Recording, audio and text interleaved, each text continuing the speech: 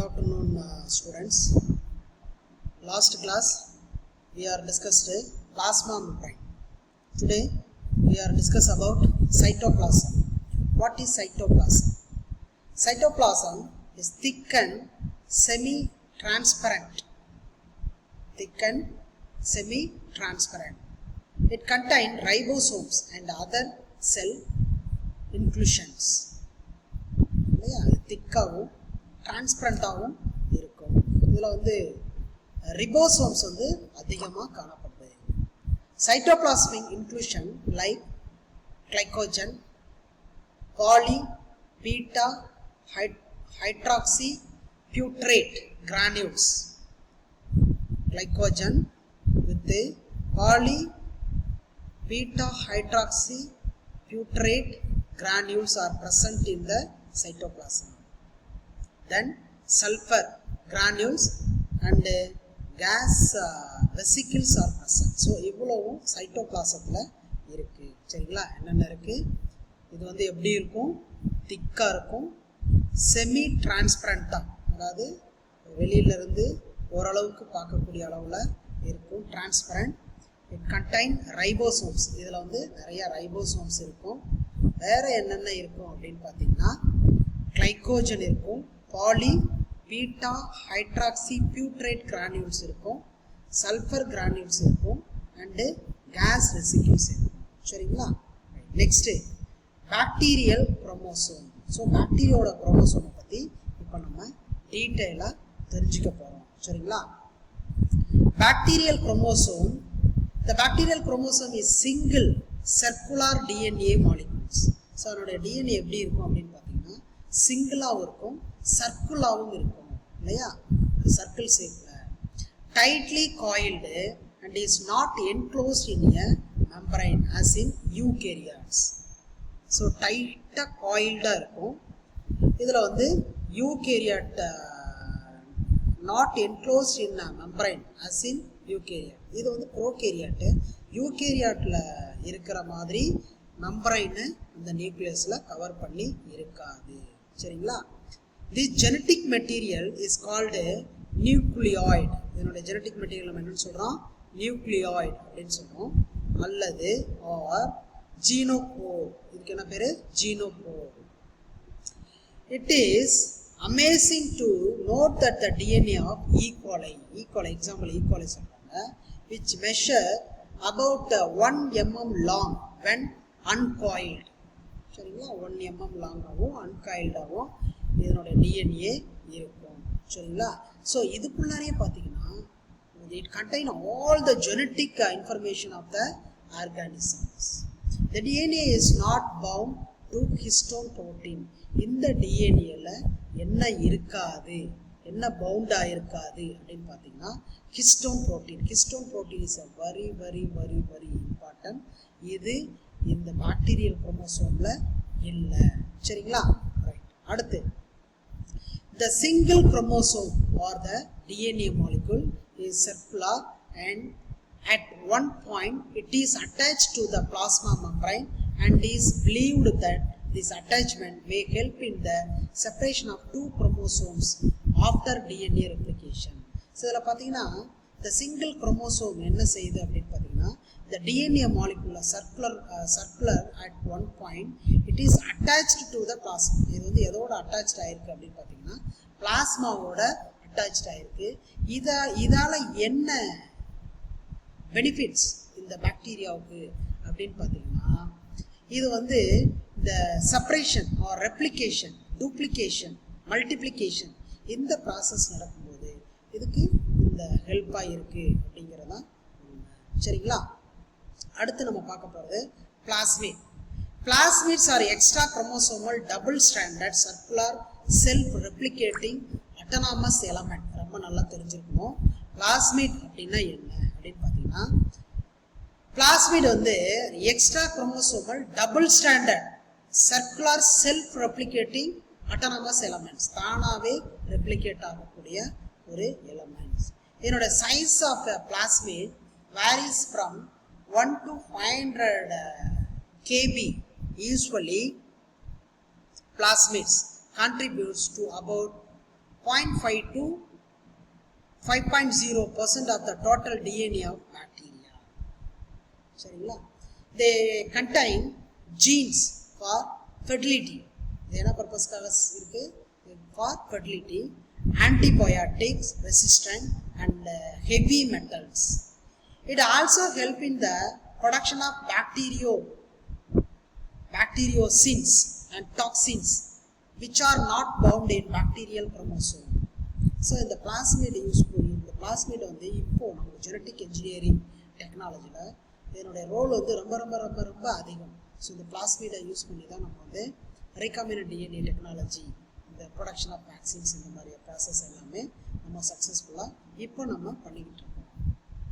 The number of plasmids per cells varies. Plasmids are classified into different types based on the function.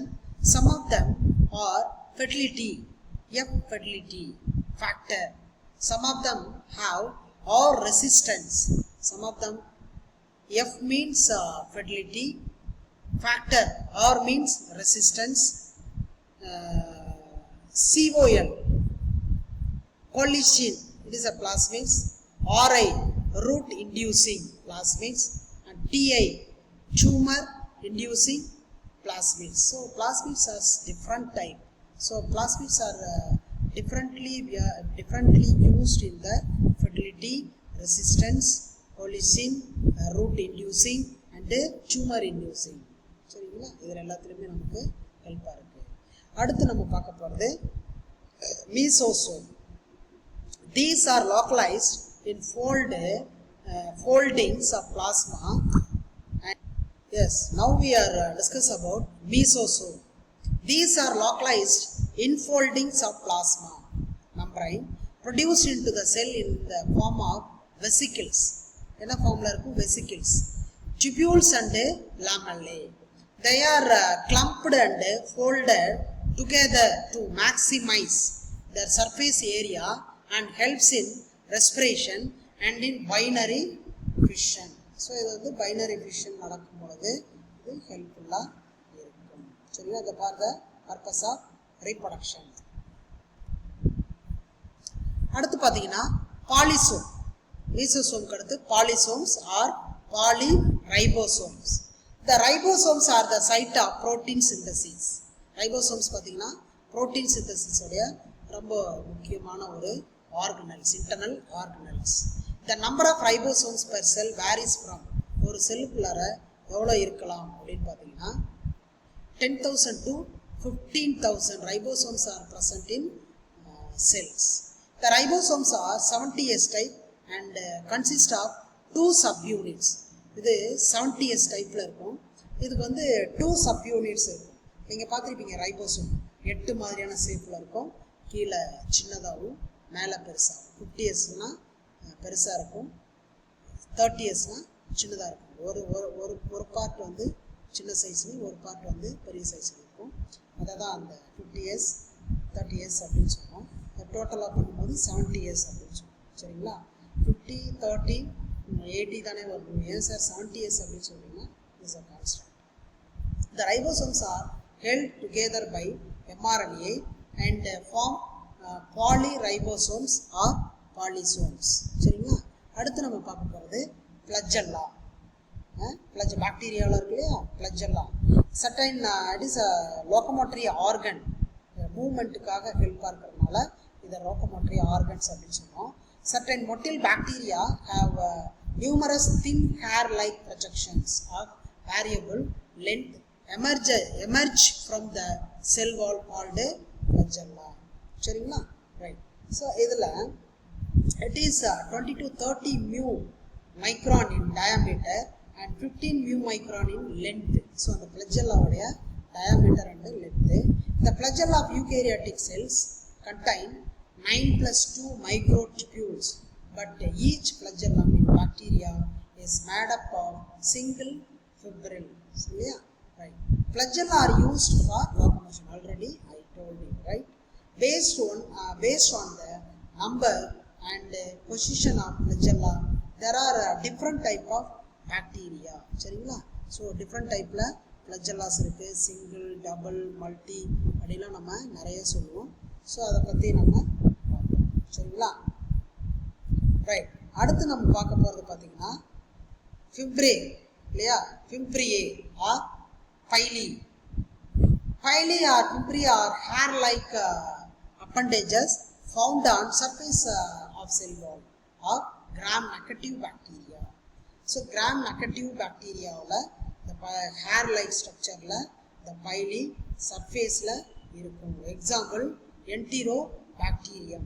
Example என்ன pili bacterium அது Enterobacterium. The pili are 0.2 to 20 μ long with a diameter of about 0.025 μ. In addition to normal pili, there are a special type of pili which help in conjugation called 6 pili are also found. இது பார்த்தீங்கன்னா இப்போ நம்ம gram strain procedure, gram positive bacteria, gram negative bacteria, strain accept பண்ணிக்கிட்டா positive bacteria, strain accept பண்ணிக்கலன்னா negative bacteria அப்படின்னா சொல்லுவோம். இப்போ gram straining அப்படின்னா என்ன, அதனுடைய ப்ரொசீஜர் என்ன அப்படின்னு பார்ப்போம். ஏன்னா நம்ம ஸ்ட்ரெயின் பண்ணதுக்கு அப்புறம் தான் அதை நம்ம பாக்டீரியாவை நம்ம வந்து வியூ பண்ண முடியும். ஸோ இந்த கிராம் ஸ்ட்ரெயினிங் மெத்தட் டிஃப்ரென்ஷியேட் இதை பாக்டீரியாவை டிஃப்ரென்ஷியேட் பண்ணுற சில பாக்டீரியா வந்து சில ஸ்ட்ரெயின்ஸை வந்து அக்செப்ட் பண்ணிக்கும், சில பாக்டீரியா சில ஸ்ட்ரெயின்ஸை வந்து அக்செப்ட் பண்ணிக்காது. இந்த மாதிரியான ஃபஸ்ட்டு இந்த டெக்னிக்கை கண்டுபிடிச்சது யார் அப்படின்னு பார்த்தீங்கன்னா developed by Danish physician Christian Gram in the year 1884. It is a differential staining procedure and it's classified bacteria into two classes, gram positive or gram negative. எதை பேஸ் பண்ணி சொல்கிறாங்க அப்படின்னு பார்த்தீங்கன்னா the steps involved in gram staining procedure is given. இது எப்படி strain பண்ணுறதுங்கிற ப்ரொசீஜரை கொடுத்துருக்காங்க, நம்ம அதை அப்புறமா பார்ப்போம்.